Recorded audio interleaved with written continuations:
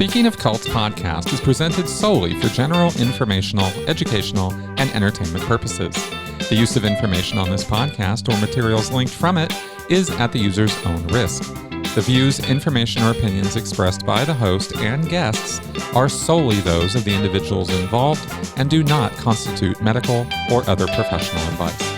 Hello and welcome to the Speaking of Cults podcast. I'm still getting that new name wrapped around in my mouth here after years of sensibly speaking, but we are now the Speaking of Cults podcast.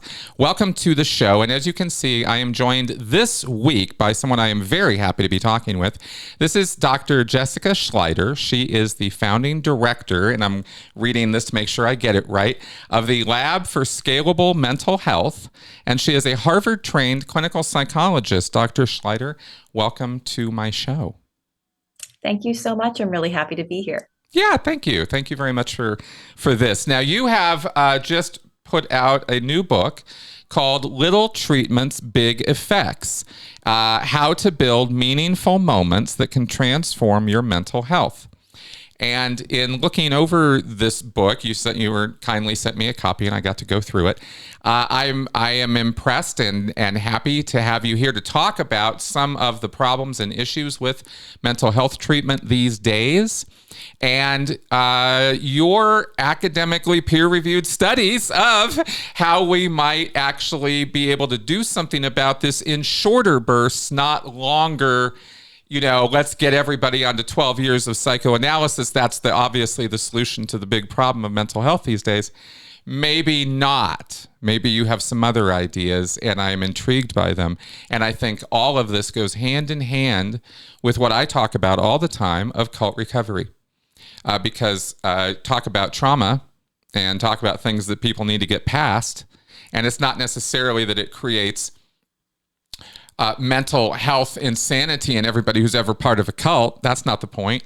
But people who come out of those situations, as well as domestic abusive situations, etc., certainly could use some good mental health therapy and treatment to deal with that trauma. So again, welcome to the show. Maybe we could start with maybe the bad, and then we can get into the good of what's your view on, in your book, on the problems with the current mental health system as it's put together and as people access it. Oh, there are so many problems. Where to begin? So I've spent the last, how many years now? Almost 12, 15 years or so working in the mental health care ecosystem as a clinician, as a researcher. It's my entire professional life. And every year I become more convinced that the system we currently have is bananas, yes. For lack of a better term. Yes, that's a technical term. Yeah, I get that. The technical, that's what I learned in my PhD program. Right. Yes, absolutely. So it could even be said to be wacko. It could even, one might say. Yeah, if you really wanted to go out on a limb. So I say that for a couple of reasons. One is just the state of who can access treatment and who can't. Yep. Theoretically, if you think about mental health care, you think it's something that most people should be able to get, like physical health care. Go to a primary care doctor, get seen, get kind of support. But with mental health, it's actually entirely different. About half of adults who have significant mental health needs never access any treatment at all. Mm-hmm. And that number is up to 80% for folks under 18 years old. There are so many contributors to this. First of all, there's a massive shortage of trained professionals. Most of the counties in the United States are federally designated mental health care provider shortage areas, which is really wild. That's an actual designation for an area? Yes. And every talk that I give, I show this very sad map of all the areas in the U.S. shaded in dark blue that are federally designated shortage areas for mental health care. And the whole map is dark blue. It's outrageous, but it's true. There are a couple of dots of non-shortage areas in New York City and Los Angeles, and that's about it. Wow. So first of all, we just don't have enough providers. If we miraculously doubled the number of providers available in the country today, we'd still fall dramatically short of people's needs. What that means is that when people... I saw that in your book. Let me ask you if I could. Yeah, I'm sorry. I just told you after you said what that means is, but what is the number of adequate then? What would the ratio be, or how is that determined? Just so I'll know what the metric is, because I'm curious. Absolutely. So the shortage area designation is based on a couple of different metrics. One is, how far do people have to drive to get to a licensed professional? Like physically, how far are they from a professional person? Okay. But the ratio, I mean, it depends on population density and a multitude of other factors. But currently the ratio is something between 500 and 1,000 to 1,000 to 1. And in schools, for example, there's one mental health care provider for optimistically 800 to 1,000 students in school settings, which is just completely like the severity of that disconnect is really difficult to swallow. But the bottom line is the shortage is so immense and overwhelming that the system is totally backed up. When people do search for care, if they're lucky enough to live in an area where they can easily access a professional person and their insurance will cover that professional person, which often it won't, because providers are disincentivized from accepting insurance, because insurance companies will not pay therapists enough to go through insurance. On the off chance they can find somebody in their area who takes their insurance, the likelihood that they'll be facing a waiting list of multiple months is extremely high. And several people I talked to in writing this book over and over again would explain to me that the best way to access care is to have a mental health emergency, to be in a state of acute crisis. And in that case, you'll go to the emergency room and be seen, potentially in an inpatient setting. But it's a totally reactive system. There's nothing proactive about it. And as a result, people aren't getting support until for many, it's too late. And on top of that, the treatments that have been developed for years and years, the treatments I was trained to deliver as a clinical psychology PhD student, as a therapist, don't actually fit with how people access treatment. So on average, interventions, evidence-based psychotherapies, are designed to last between 12 and 16 weekly sessions, which sounds reasonable, 3 or 4 months of treatment. But then when you look at the rates of people actually accessing care, actually getting in the door and seeing someone, the average number of sessions that folks attend in reality is between 3 and 4. And the most common number of encounters people have is 1 with mental health care. Wow. They go, don't like it, or for whatever other reason, don't go back. Exactly. Either they don't like it, or there's self-stigma related to seeking out treatment, or it's expensive, or it's inconvenient, or. The list goes on. But there are 1,000,001 reasons why people aren't able to, or can't, or don't want to keep going. So what that... go ahead. Sorry, it's just interesting to me because obviously when I'm confronted with questions about psychological treatments or treatment modalities or the workability of this, or is this peer reviewed, or is this, does this work? We're always leaping right to the methodology or the modality. And yet, when we look at the big, broad picture of unworkability with these treatments, what you're indicating already is, no, people just aren't even getting to them. Much less, we're going to hyper focus on a very small number of people who are getting these treatments and look at their efficacy. But look at the big piece of the pie here that's not even getting there. That's more the bigger picture problem here. Exactly. Our entire evidence base is based on this privileged sliver of people who managed to get through all of these obstacles to get treatment and to be in a research study at that, which is a whole different, set of barriers and difficulties. So what we think of as evidence-based, and I say this as a scientist, is not generalizable or representative of the full population at all. And it's systematically missing people who are facing the most barriers to accessing mental health care. Now, let me make sure I understand what you're saying, and maybe help the audience along at the same time, because we've seen in my education, I was looking at statistics and having to kind of dive into that whole topic. It became clear very quickly in reading through critical as well as positive analyses and how to do it and that sort of thing, that it was very interesting. In fact, I think this was actually in a book written by a neuroscientist on the brain. Anyway, the point was that a lot of the surveys work and experimental work that gets done by universities that gets published in psychological journals and about psychology happens to be done on psych students or university students or people who happen to live around the university because that's who they have access to. And so it's not that it's bad research, but it's, as you just mentioned, it's not generalizable. You can't say that a Boston or a Philadelphia or I don't know, wherever Stanford is, Californian housewife or college student is the same as a person in Sweden or a person in Norway or Indonesia or Africa, yet we take these things and we generalize them out that way. Exactly. Is that kind of what we're talking about here? Absolutely. And this is known as the weird problem in psychological research. The fact that all of our science focuses on Western, educated, industrialized, rich, democratic young people. Right. And it's just a very helpful acronym to remember who we're really talking about in a lot of this research. And the same applies to research on therapy.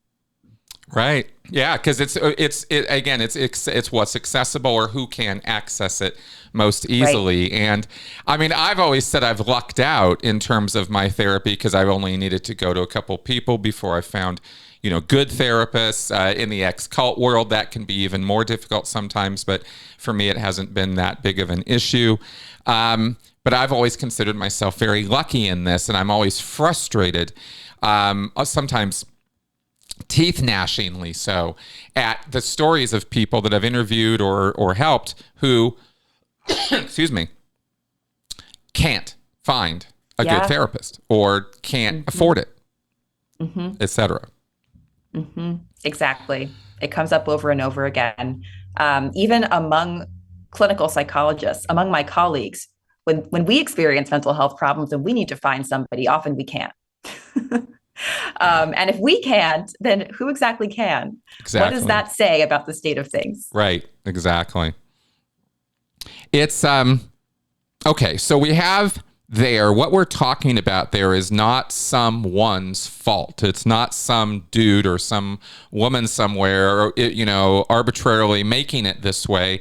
This is a series of systemic issues we're dealing with here. Shortage of therapists in the first place. Accessibility to it because of insurance and health and various other reasons, geographical location, etc. So, wow. So this is a problem. And then this is further exacerbated by a lack of science-based, science-trained, disciplined therapists delivering, again, you mentioned 12 to 16 sessions would be sort of the expectation of what your average or mainline treatment modalities are supposed to take. In other words, supposed to take 4 or 5 months to get through it? Yeah. So thinking about common evidence-based treatment approaches like cognitive behavioral therapy. Yep. That's usually a manualized treatment that lasts between 12 sessions and 16 or 20. Yeah. So that's how these interventions that have been developed for depression, anxiety, substance use, other problems, OCD, PTSD, that's how they've been designed and tested. So when we say this is an evidence-based treatment, we're talking about the version that was in the study, that 12 to 16 session therapy. Right. First of all, there aren't a lot of people who are trained in those. And second of all, even the people who are trained in those usually don't get to deliver them properly because people don't often show up after 1 session or 5, So it's a multi-level problem going back to the design of the system, the structure of the system, and how we've built treatments to exist. Right. And this is where I think you mentioned in your book, and certainly in some of the papers you've written, about the fact that the sort of stereotypical model itself of I'm going to need to go to it's kind of medical model based, I guess you could say. Yes. Like the way you would go see a doctor for an illness. You're gonna go find somebody who is trained. They're highly trained individuals. They're not just some guy off the street. And you're gonna get this series of treatments. And as a result of that, you're going to be cured, or nowadays Right. maybe more mindful and able to live with and relate with and deal with whatever it is you got going on. Exactly. Right? Mm-hmm. That's like, sort of the like an description. antibiotic, like a course of antibiotics, like Right. 8 weeks of this and you're good. Right. And that's Yes. kind of how we think about this. Oh, we didn't even mention on the earlier step, by the way, just the gross levels still of stigma that are connected with getting treatment at all. Absolutely. And that's a historical problem. I talk about it in the book. I did a deep dive into like the history of asylums Yes. and how that has created a culture of othering and stigmatizing people with mental Yes. illness, how it separated out people with mental illness from those with physical illness. And that's why our systems for treating the two are so separate and siloed from each other. Yeah.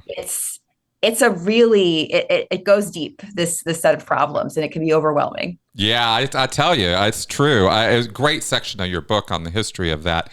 And I love the take on it, because I have been exposed in the past to a lot of anti-psychiatry material that just says it was all evil. It was all just motivated by evil, and and all of that, which assigns this whole moral thing to it too, which is not really very helpful to solve the problem of what we're going to do about psychiatry. But you present a very, very good and interesting point that culturally this has been stigmatized from the very get-go. And we're not talking about a field that is dealt with, or thought about with compassion and tolerance and care and empathy and understanding. It's, those weirdo, crazy nut jobs. We have to separate them out. And as you said, it's more custodial. It's more of a prison overwatch situation than it is, let's care for these people and get them back out into society. Exactly. Yeah. Oof. Ugh. So we got It's not great. No, it's really not great, is it? No, it's not. And it seems that, if we stay locked into this idea, okay, as we were just going over, of this stereotypical medical model of treatment, trained professional, series of things, and you're going to be fine. Why is that itself, that stereotype itself, part of this problem?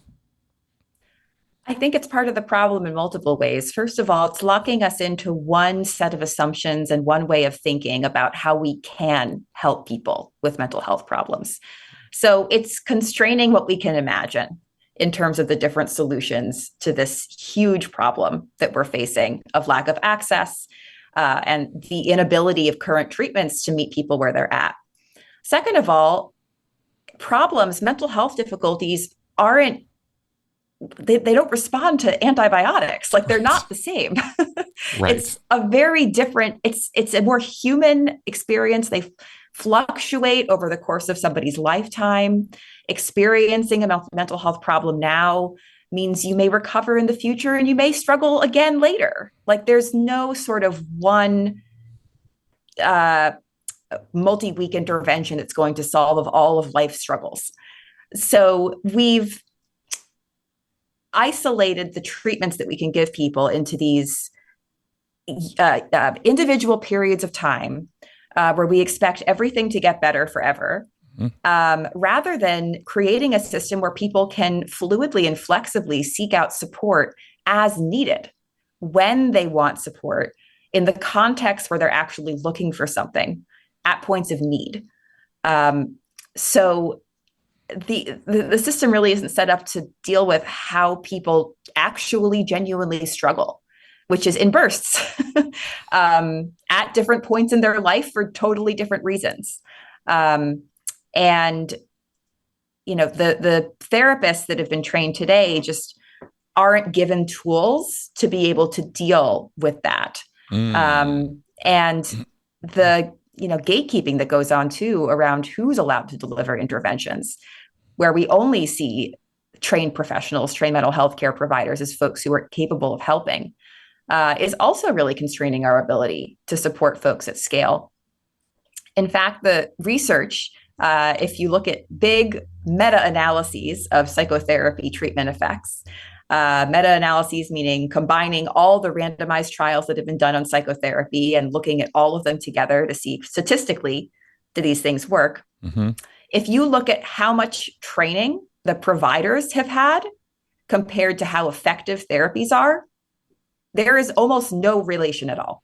Really? Absolutely. And in fact, when you look at these studies, you often see that graduate student therapists who often have no training get the best outcomes for psychotherapy compared to more seasoned clinicians who are often sort of stuck in particular ways of doing things and have their own assumptions in how treatment should go and what matters in treatment. Versus the students who are more responsive to supervision and direction and really working really hard to implement treatments faithfully. Interesting. So is that sort of the difference that you found is what you just described there? Or is there something more specific these grad students are doing or bringing to the equation? I had not heard that before, so I'm just very curious about this.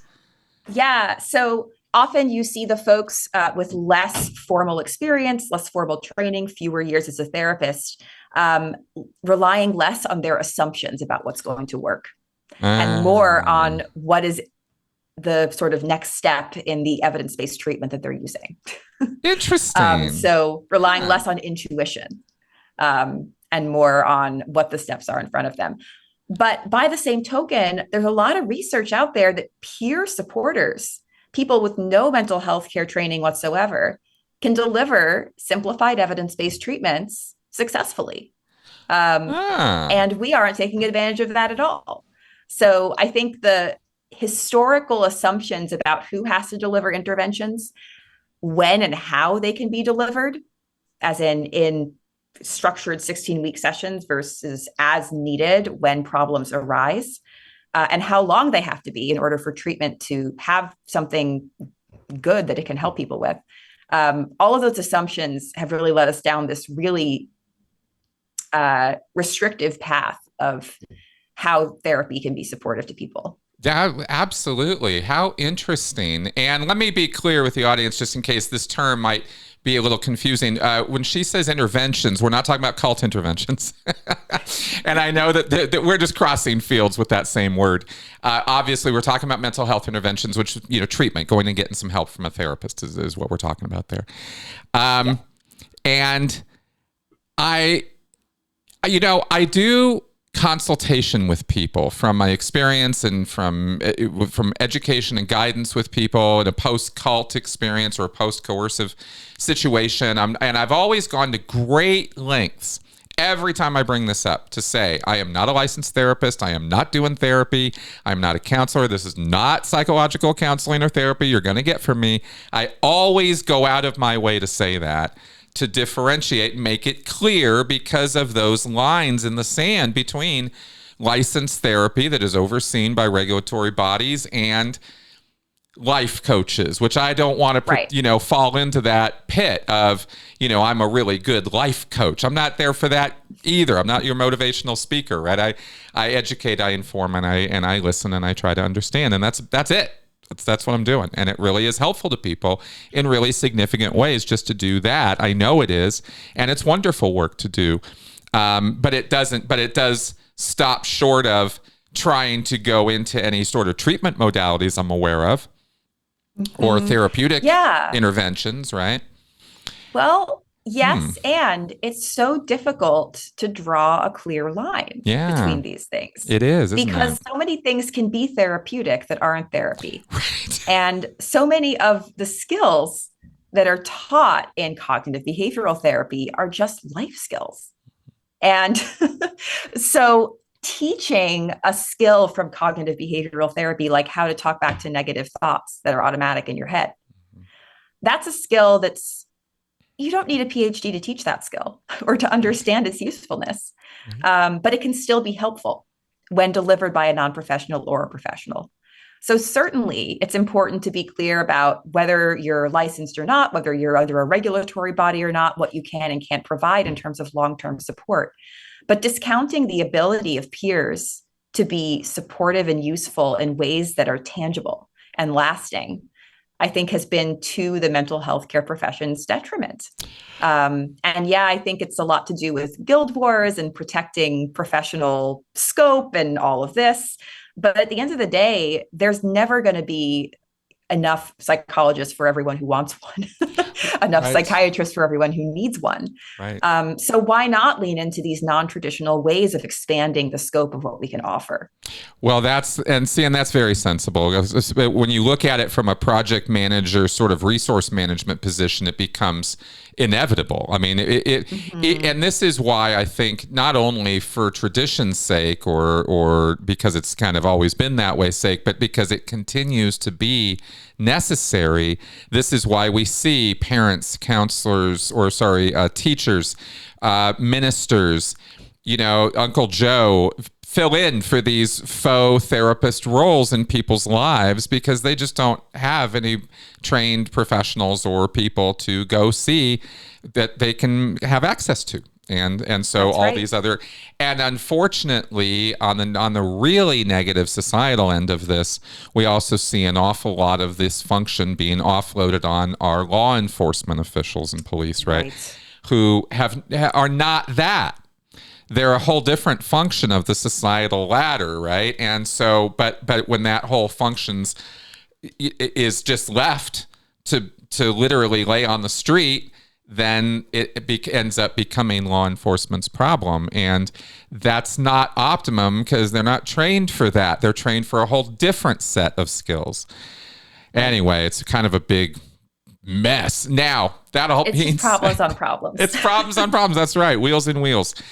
Now, I guess coming down to you and your book and what you're proposing or some of what you've been talking about, maybe we should start with you personally because you have your own background in history and sort of what we might say epiphanal moment or change, right? Moment of great change. Do you want to talk about that?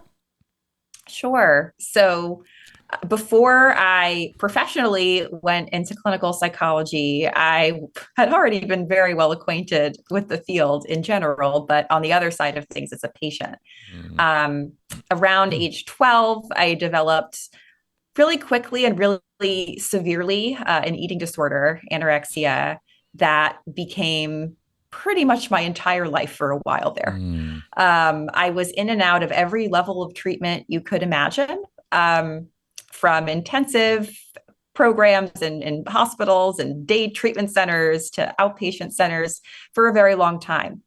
But before I got into treatment in the first place, when the problems first started emerging, I vividly remember my mom calling every clinician in the phone. Back then there were phone books in the phone book. Back in those halcyon days. Yes. Yeah. And trying to figure out who could see me. And there were no specialists without a waiting list. Right. And I wasn't eating. And a waiting list doesn't agree with that medical situation. And I just remember being amazed because I never heard of a waiting list for a doctor before. That wasn't something I was familiar with. You just show up at the doctor and get your checkup and go home. Right. But it was really startling to me how much she was struggling to find anyone. At that time, I also learned that the cost of a single day in residential treatment, which is a common sort of higher level of treatment for eating disorders, was about the cost of rent for a month in a New York City apartment, which is where I grew up. Right. Which is not reasonable for the vast majority of humans in this world. So I cycled in and out of different sort of short-term treatment options. I never really got the support I needed consistently in any one setting. Big problem with eating disorder treatment is that insurance will stop paying for it depending on if you're at a certain weight. So often you make some progress, you get your weight up through refeeding and through intensive care. And then they're like, oh, you reached the magical number that means you don't need treatment anymore. So we're no longer paying for this. So a lot of people are stuck in this cycle in and out. Right. That went on for a long time, to the point where when I was in my PhD program in graduate school, I actually put myself into intensive treatment. So I was in treatment for 3 hours a day while also getting my PhD in clinical psychology, which is something I didn't tell a soul in my program for fear of being deemed not capable of doing what I was doing in the program. Wow. See, so there's more stigma right there.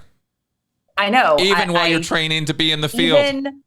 Especially within the field. That's a whole different topic for another another day. But in any case, so I was in this treatment program. I went to treatment for 3 hours a day, supervised meal, 2 group therapy sessions. And I remember one day vividly that is more memorable than probably more than a decade of treatment I had received before that. Yeah. What happened was I went to the supervised dinner. I had decided that day for some reason to try a food that was very hard for me to eat, that I hadn't eaten in a long time. And one of the other patients in my program went up to me afterwards and asked me how I did that. What led me to do that today? Because she knew from other group sessions that I'd had trouble with that food. And I told her, I don't know, I was never going to be ready I don't think. So I just did it because I don't think there was any other option. And I just kind of decided to do it. And she turned to me and she said, but what if that's like the whole thing though? What if that's all of treatment, just deciding to do stuff and waking up the next morning? And even if you didn't do stuff the day before that was helpful, deciding again that you're going to do something hard and then just keep doing that over and over again forever. Right. And I was so irritated at first because that is like, how could you oversimplify it that much? I wouldn't have been in treatment for more than a decade if that were actually the answer. That's discounting so much of my experience. And then I thought about that and almost nothing else for like hours and realized that maybe she was onto something because it did work that day. She had a point. I did eat the food. So I decided to give it a try. And it was extremely hard. It was exceptionally hard to do because it's fighting back against every impulse that you've developed and practiced over a decade of illness. But the more I did it, the more I just woke up one day and decided to do one hard thing, the more I realized, that actually does really make a difference. Because I was able to show myself that I could do stuff I never thought I could do. Right. Over and over again. Right. And that moment where I entertained the idea that she had a point and that maybe I could just do things that totally scared me. And maybe that would help. That realization, that willingness, that shift that happened for me was the reason I started to get better after that. And was the reason that I've been able to maintain not being 100% perfect all the time, but knowing that I can always do something, knowing that I can always take a step in the right direction comes back to that moment. And in my PhD program, when I saw folks able to come to just one session and no other sessions in community clinics and real world practice settings, I started to wonder a lot whether there was more I could be doing in that first session to help people. Mm-hmm. And eventually, after researching this for a while, I connected that back to that moment in my own treatment where one interaction mattered in a really outsized way for me. And since then, I've been thinking about and studying and working towards how can we make those moments for people as much as possible? How can we scale up opportunities to have moments like that or epiphanies that help people turn a corner, that help people see things in a different way, that allows doors to open or appear that they never thought were there. Right. And Yeah, I didn't realize at the time that she had given me a single session intervention, but now I really think she had, and I'm very grateful for it. Right, exactly. And we're going to go into that in a little bit here, this single session intervention, this SSI concept, because it is fascinating. And I have to ask you about something or bring something up that's been on my mind for months now, that came at me from the neuroscience direction. And it had to do with sociopaths and how there are cases on record of sociopaths who have had these epiphanies, these epiphanal moments, these like what kind of come to Jesus moment, this I saw the light moment, not necessarily always religiously oriented either, although sometimes. And it's a point of massive sudden change neurologically. Mm-hmm. I mean, where the person's rewriting vast amounts of their personality or their identity or their character very quickly. That's why I say it's mm-hmm. It's like this mass moment, right? Mass change. Mm-hmm. Your moral foundations turn around or change on a dime, right? You're in the cult, now you're out of the cult, right? Like this is the thing that is being looked for in a cult intervention, which you normally go about through conversation, not the whole brainwashing, deprogramming crap of the yesteryear. But you sit a person down, you have talk with them, you show them some facts that they're willing to consider, with the amygdala turned down a little bit, so it's not all fight or flight, and they're willing to receive information into the frontal lobes, and then they can process it without the emotional, double downing mm-hmm. on the beliefs, mm-hmm. and you get a change, and that change mm-hmm. can be accompanied by this kind of moment. And I believe these are significant. Right? Before I was familiar with you and your work here, but you're talking the same language I've been thinking and talking to other professionals about these epiphanal moments. That's how I've been referring to them.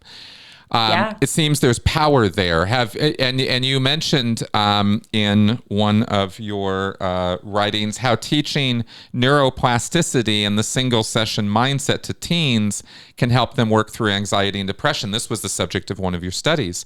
Mm-hmm. Can we talk about that now? Because I'd like to know more details about this moment you had leading to research, leading to real studies. What have you found? Well, there's been a whole lot in the past since 2016, 8 years that I've been doing this work. So the first study I did on single session approaches was just to see if, just do a study on, has anyone looked at this? Yeah, right. Has anyone actually thought of this before? Or am I the first person ever to think about this idea that one session can matter? That one moment can matter. And I completely was not the first person to have this idea, which surprises no one. There are no new ideas. I always run into that myself. I have probably had about 5 or 6 times in the last 10 years where I went, wait a minute, does that mean... I've never heard of this before. Maybe this means, and then you go look it up. Oh yeah, 50 years ago they figured that out. Yeah, there's a whole field of this. Yeah, already. Exactly. Right. Exactly. So in 2016, I started down this path of feeling really frustrated that a lot of my patients were only coming once to therapy. Can I do something in that first session to make a difference? Yep. Did a systematic review of what is the state of the literature on single session therapies, and do they work? And I found 50 randomized trials of single session mental health therapies back in 2016, before I started doing any of the research on this topic.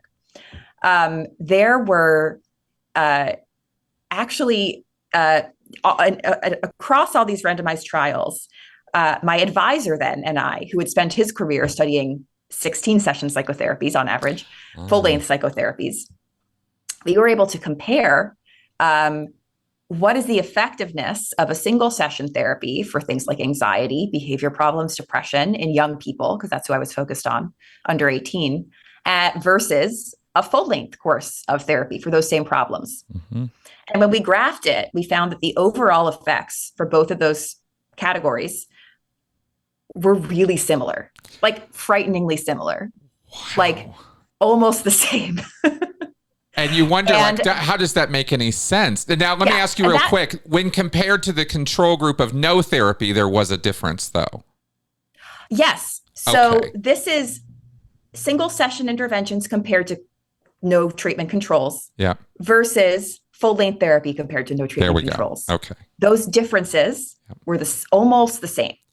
Wow. Full-length therapy was a little bit bigger, but not as much as you'd want it to be. Right. As a psychotherapist. Right. So my advisor thought I had made a coding error. Long story short, there was no coding error. That was just how the data were telling the story, which made me really excited and really motivated to figure out what about one session can actually make that kind of difference. Right. So many surprising things about that study. First of all, single session therapies that were professionally delivered versus those that were self-guided, like online. No difference in overall effectiveness. I know, it was remarkable. So that got me really interested too. And wow, super scalable to think about online supports versus one-to-one person-delivered supports by professionals. So I started doing work on internet-based therapies and seeing if we can embed single sessions into something that teenagers can do themselves. So that led to this research on a single session intervention, teaching the idea that people can change. And this is the work that you brought up with neuroplasticity and things. Yeah. So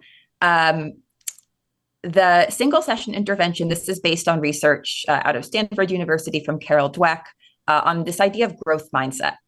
Mostly this idea of growth mindset, which means your ability or trait is malleable rather than fixed. You are not born good or bad at math. You are not born this kind of person or that kind of person. Everyone has potential for change.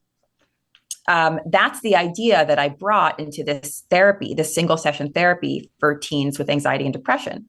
Basically saying that because of how brains are built, because of neuroplasticity, which all of us have because we are human, it is impossible for depression, the experience of depression, to be set in stone. It is impossible for the experience of anxiety to be set in stone.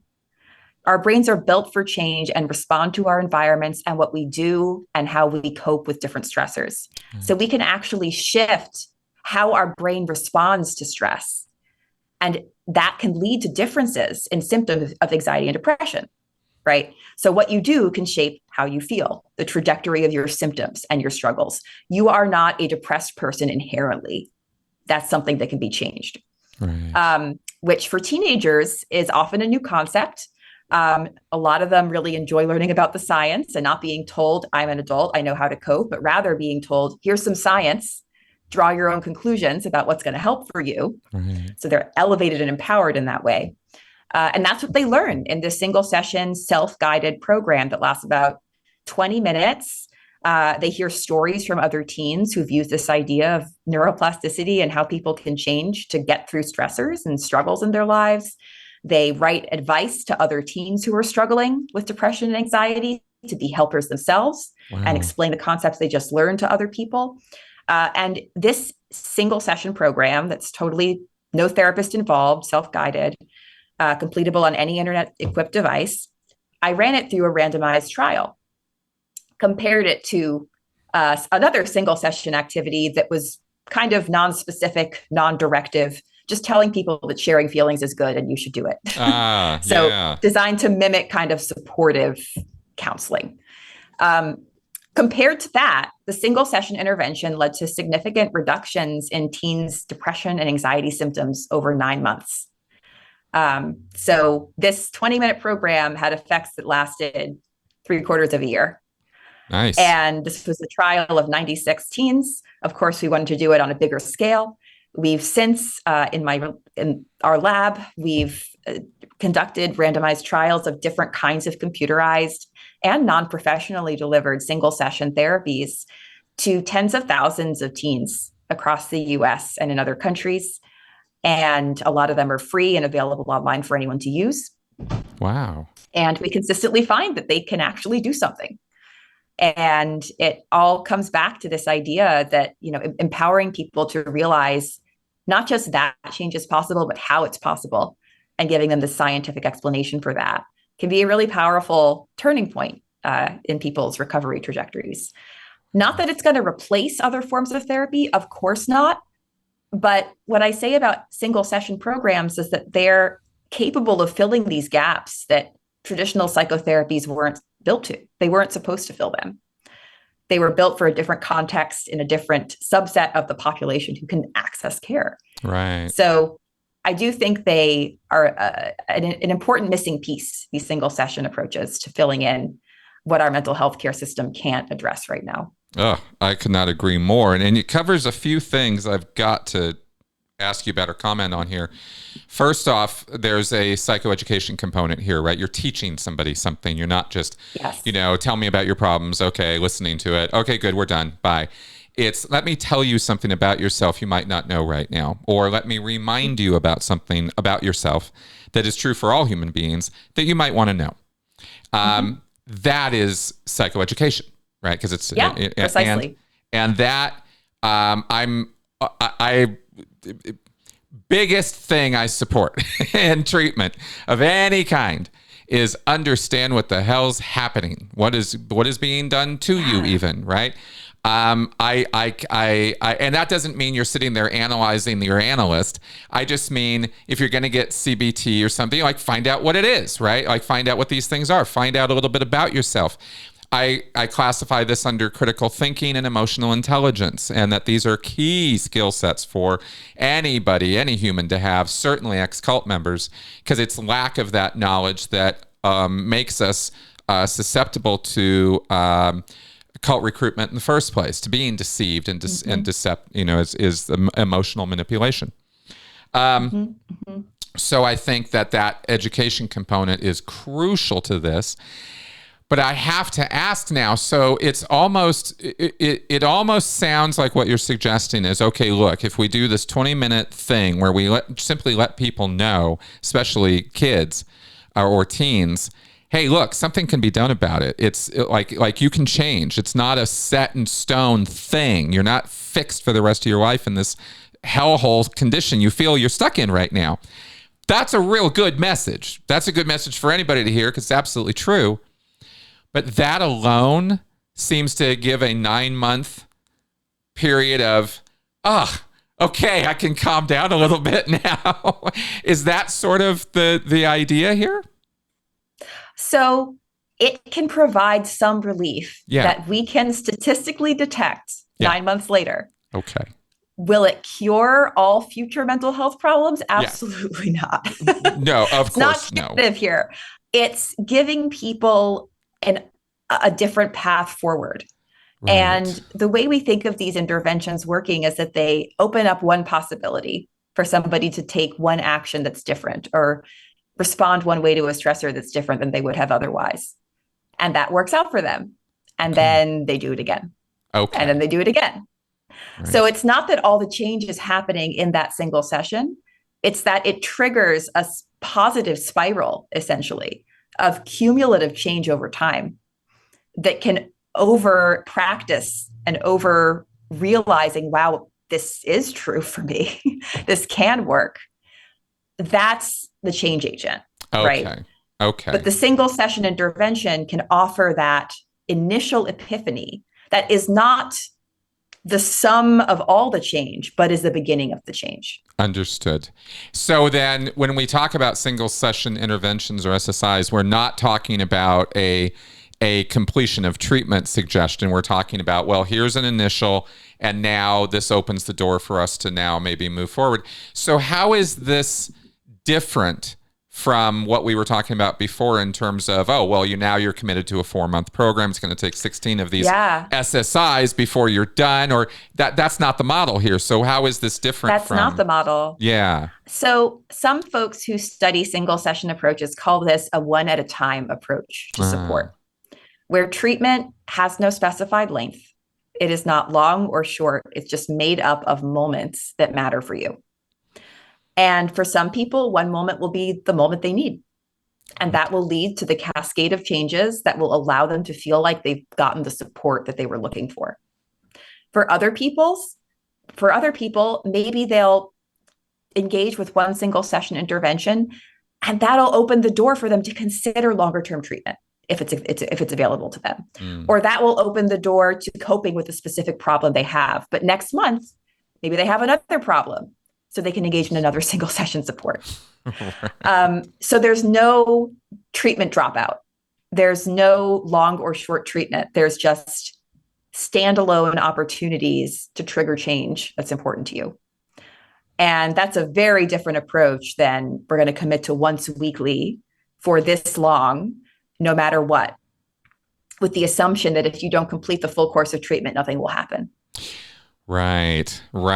It's always shocking to me. It shouldn't be. I should be better at this, but it always blows me away to run into some of the stigmas and some of the false and misinformation out there about this topic from people who don't get therapy or can't get therapy or can't access it or even can but don't. It just always is so sad to me about the stigmatization, but also the gross levels of misunderstanding about this. And then on top of that, I think is built the resentments and the anger and the sort of, excuse me, the, where we get the anti-psychiatry movement and the sort of like, oh, well, now they're so bad that they're actually hurting people kind of thing,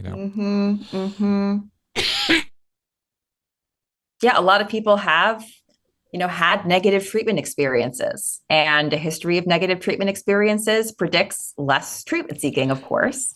But it's all coming from a place that's understandable, from lived experience of some kind that taught them this isn't safe for me or this isn't good for me.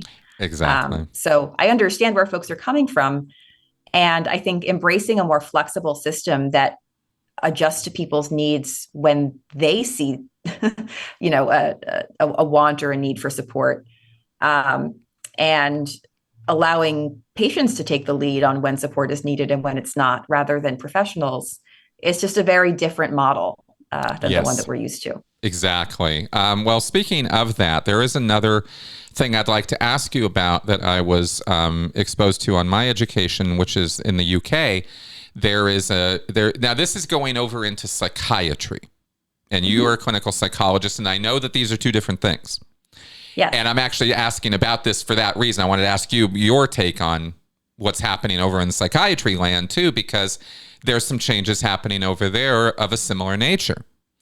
Whereas in the UK, they have something that they have now proposed for their National Institute of Mental Health as a formal model of how they're going to pursue mental health treatment, called power threat meaning framework, where it's not diagnostic, it's not we're going to put a label on you, it's more of an analysis and discussion and working with the person on power dynamics in their life and what threats those power dynamics or imbalanced power dynamics have on the person's life and relationships, and what meaning they draw from that. It's kind of certainly got elements of psychological approach to it, but it's a psychiatric approach. They're rejecting the medical model, going, yeah, this whole thing of treatments and labels and all of this, let's not do that anymore. Let's try something different.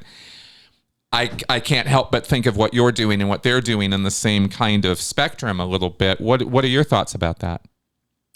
Yeah, so I think elements of that approach are really interesting, and that it's definitely a departure from the traditional medical model of labeling people and assigning them specific treatments in a very top-down way. It sounds like it's centering their lived experiences a little bit more in their own interpretation of their own struggles and relationships in their lives, which could be great. What I would be curious to learn more about with that approach is, how is it helping people take their best next step? So what it sounds like to me is highly reflective and highly contemplative, and just observing and understanding things in their environment, which can be great. And I'm pretty action oriented. And I wonder about, what is this going to help people do? How is this going to empower people to take a step that's meaningful for them? And that's where I see a little bit of a difference in what most single session interventions would support people in doing, which is, what is your best next step? What are you going to do? What strength or capacity do you observe in yourself now that you didn't before, that you can use to take steps that matter? Versus, how do you now differently understand the world around you? Right. Alone, without any action connection. So Fair enough. And I don't mean by bringing it up that I'm endorsing power threat meaning as a framework Oh, or no, system. I was just, it's a really interesting idea. I actually need to read up more about it. I do too. It was introduced to us. We covered some things about it, but I didn't go deep dive on it. I merely noted it at the time as, oh, here's something psychiatry is doing that is novel and different. You know, good for them. It's definitely, I'm pleasantly surprised to hear psychiatrists are spearheading this. It's not something I expected to hear about, but that's really intriguing. Yeah, absolutely. That's exactly what I thought. And I thought, perhaps drawing meaning or reflection from perhaps responsibility in one's life might also be another approach rather than power dynamic struggles. But I think there's lots of approaches. I think there's lots of approaches to it. The point is it's not pharmaceutical and it's not, medical model. And those two things are such a radical departure for psychiatry these days that when I look at that happening and formally being adopted in the UK, this is not just some wild one guy having a thought about this. This is, that made a YouTube video. This is a thing that's happening right now, as are your changes and your progress with this. And I'm thinking to myself right now that if this sort of thing catches on in the studies you're doing that I've looked up at the literature on it, and it's valid stuff, folks. This is not just I'm not talking to some person who just wrote some book. This is actual research science stuff we're talking about today. And it gives me some hope, some like, oh, there could be a vision of a change of these fields moving quite drastically away from the sort of fixed models that we've sort of had in our mind for the last 30 years, ever since, there was a sort of massive shift in psychology and psychiatry, I believe, following, the 60s and 70s reformation of One Flew Over the Cuckoo's Nest, all those exposures and all that abusive nonsense that was going on that they were calling psychiatry. I could go on for that for a long time. But anyway, I guess what I wanted to give all that lead up to was to ask you now, where do you see all this going 10 years, 20 years from now? Do you think this is moving the dial and that we're seeing maybe the possibility of systemic change with this? I'm optimistic and also still working really hard to realize that optimism. We can't just take a deep breath and relax at this point. There's a lot of work to do. Right. I'm optimistic because particularly during the pandemic, there was such an exacerbation of the problems that have been present in the mental health system for a long time, but they were impossible to ignore for anybody in the population as everybody was struggling mental health wise, while also seeing a total dearth of resources available to them. Yes. This increased attention created an opening for people to reconsider what had been sort of the status quo in mental health supports. We see this with increasing embrace of teletherapy, which was very unusual before the pandemic. It was not the norm at all. That's right. And now it's everywhere. And there are new pushes to increase psychologists and being able to practice across state lines and get licenses that allow them to see people via a Zoom call for therapy in the next state over, instead of having to get a whole separate license for that state. So it's already, there have been policy shifts in response to lack of access to treatment already. Good.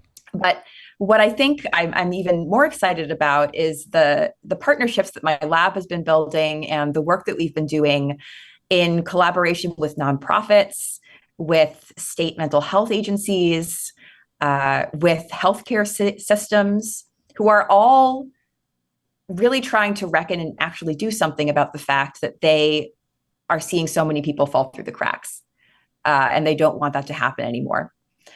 And, as one example, my lab right now is working with a couple of state mental health agencies to create a new billing code through Medicaid for single session approaches that can be delivered in outpatient settings for people on waiting lists for treatment. So that allows people, the minute they reach out for help, instead of being told, good job reaching out. Now hold that thought for 6 months and just don't get worse. We can offer them to something that's evidence-based right away and prevent some of that deterioration. We're piloting a new billing code to make that something that can be sustainably offered to people who are on Medicaid in the US. Excellent. So that'll be a state-by-state effort, right? That's a steep hill to climb, but it's progress, and that's happening now. Another piece that gives me optimism is the work that I've done, and my whole lab has done with some digital mental health nonprofits and social media organizations, where we've actually embedded single session online supports into social media platforms, which are often associated with worse mental health for people, right? Or at least in the media's narrative about it. In any case, a lot of people who are on social media platforms use those platforms to search for triggering content. They search for depression or suicide in hopes of finding other people who are experiencing similar things to them. But those are also moments where people are indicating that they need help on these platforms.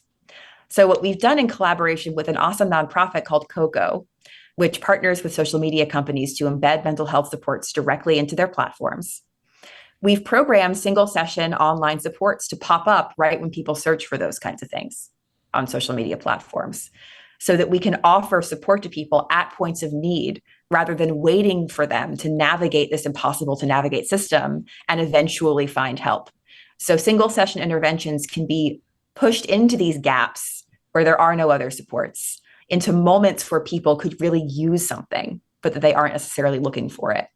And those kinds of partnerships and the work we've been doing in those areas, and the clinics we've been working with to embed things on waiting lists, it gives me a lot of hope. But ultimately, system level change is going to take more than hope. Yeah. So we're going to keep going. Yeah, for sure. I mean, you're understating the problem quite a bit, I'm sure, just by, when you say things like, well, it's state by state. And it's this, I mean, it's like there's so many layers to this stuff. If you guys only knew, I mean, it's just, people want simple. And unfortunately, that's not how healthcare is organized. No. And we're dealing with not just healthcare, but we're dealing with gaps within healthcare systems and the gaps outside of healthcare systems. So our lab is trying to make sure that the single session interventions are reaching people who never get in the front door of any healthcare system, not just the people who've been overrepresented in our clinical trials. And trying to marry those two universes has been an adventure, and it continues to be, but it is hopeful. Wow. Well, this is so interesting. I have one other thing to relate to you that I want to ask you about, because it has to do with culty stuff, and you might be interested in this in relation to some of what you described in your work. Because what I get the idea of from these short single session interventions, and these are designed to be this way. That's the whole point of them. Like 20 minutes, you said? And it has this psychoeducational component, and then you're finding, well, what is it, you can do something about, and then getting the person onto that. And it's a call to action kind of thing. Am I understanding this right? Yep, you got it. Good. And it kind of puts the person in the driver's seat of their own, hey, you can do something about this, go do it, right?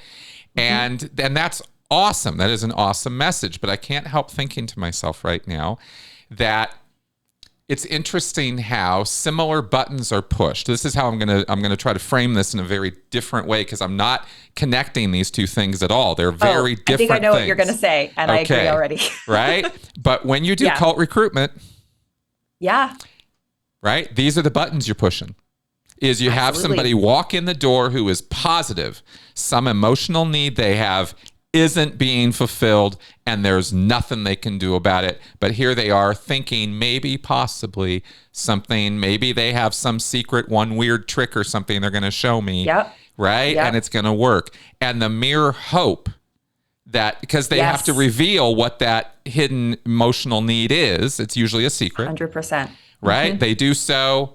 They get a hope. They get this, like, I mean, Hubbard even called it. They get to what's called need of change. Yes. They feel they need to change it, right? And that they now are empowered to do so. And that creates what I have described for years as a euphoria-inducing or awe moment where right? And they feel better. And the reason I'm bringing this up is it occurs to me that if this is a psychologically therapeutic thing to do to somebody, of course, this is why they would find this helped me. Yeah. And stick with the cult. Now, having said all of that, you seem to be agreeing with me. What's your take on this? I couldn't agree more. And this is something that I've brought up in various conversations that where folks in my own field have pushed back on the idea that one session can do something. It really can, and in any direction. Yeah, exactly. And, yes.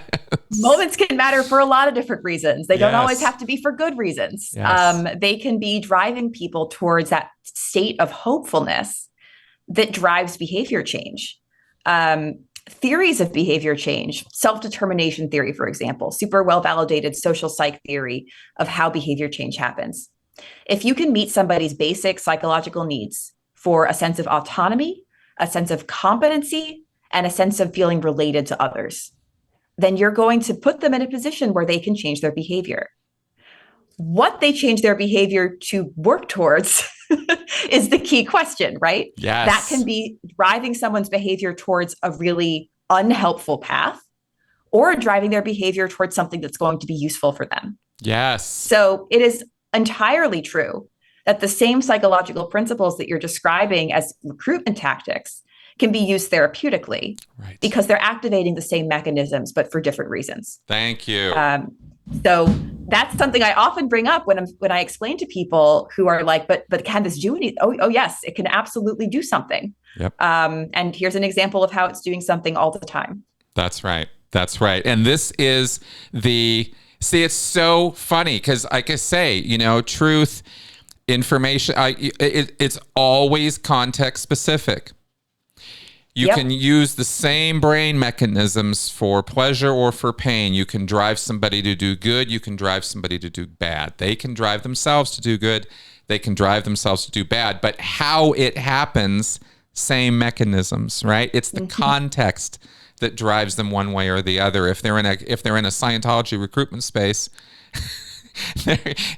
all those feelings and all those ideas are going to be attributed to L. Ron Hubbard. Right. Yeah. And if you control that narrative in somebody's mind, if you can manipulate them so you control why they're feeling the way they're feeling, you own them. Right. Right. Yes. And, attributing those feelings of hope and agency to something else or someone else that you have to keep seeking out versus yourself. That is, I think, a key distinction, too, in what makes these approaches therapeutic or not. That's right. And in therapeutic contexts, the whole goal of this intervention and this kind of intervention is to help people realize and recognize the strengths they already have. Yes. And what they can do and what they've done before to help themselves get to their best next step, not what somebody else somewhere can do for them to help them get to their best next step.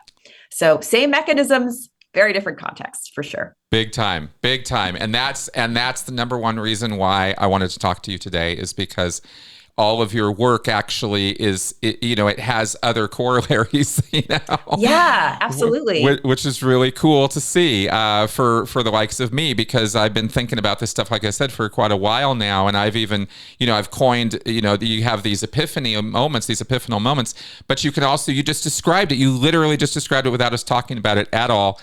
You described what I've called malephanies. Mm-hmm. Where you can be driven to a life of crime because you got away with it once, and it's like, oh my God, look at me, right? And that's your Breaking Bad set of epiphanies. Same brain functions pushing you in the wrong direction, right? So yeah. How interesting, huh? How interesting. But I really think it's an awareness of these kinds of things, the malleability of our plasticity of our brain, the ability to rewire, the ability to do cognitive behavioral therapy or be able to take charge of how we control the action patterns or habits that we have. I think this puts us in the driver's seat in ways that are amazing if we can learn and get enough people to learn about this quickly enough. And that's why I think SSIs are awesome. So thank you very much for coming on my show today to talk about this. Let me ask you before we wrap up, are there any other key points to this that I didn't ask you about that you'd like to cover or let people know about today? I guess one point that comes to mind based on the last thing you brought up is also a difference in sort of how cult recruitment works versus how these interventions tend to be distributed. Yeah. Cult recruitment is very on lockdown, right? It's happening in a very isolated environment. Yes. And the techniques aren't shared broadly. In fact, they're like protected, right? Yep. Single session interventions, 100% of the programs we've developed are open access and free. Yes. And if you're interested in learning more about them, our lab website, schleiderlab.org, actually has all of them available for anybody to try anonymously, anytime, anywhere you want to. So please feel free to look around if you'd like to check out what we've built. Hopefully they'll help you or somebody else that you know. Excellent. Excellent. Well, do check that out, because the openness and transparency with this is actually a really big green flag, if you will, versus a red flag, right? I love that you're doing that with your work. And I think that's really important, because so much of social psychology is locked down behind proprietary paywalls, you know, or on Madison Avenue or something. So it's good that we're learning about this stuff in a place where we can get access to it. And you can even, if you all have access to the literature out there, you can even look up Dr. Schleider's papers on this as well. Oh, and right? I'll email them to you if you don't have them. We post them all on Open Science Framework so that we can get around the paywall. So they're all available. Beautiful. To you'd like to read them. Excellent. Excellent. Now, also, where do people get your book, and how do people contact you or reach out in your direction if after watching this show, they're like, oh, this is somebody I need to talk to? Absolutely. So I'm on faculty at Northwestern University. That's where my lab is located. So my email is jessica.schleider@northwestern.edu. Please feel free to reach out if you're interested in this topic. I'd love to talk to you about it and learn from you. In terms of where folks can get the book, anywhere books are sold. January 30th, it's available anywhere.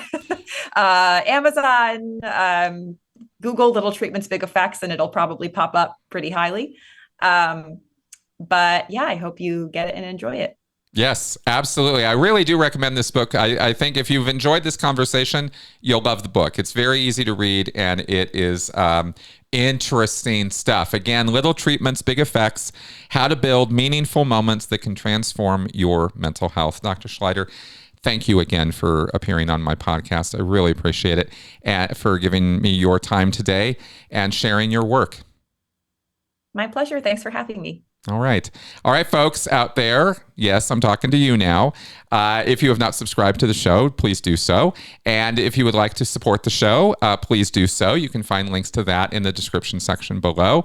And as talked about during the show, if you would like to reach out to me, get any help, consultation, guidance, direction, education, advice, whatever, you just want me to listen, I can help. So reach out to me via my website, mncriticalthinking.com, or through the email address listed in the description section below. All right, guys, see you next week. Bye-bye.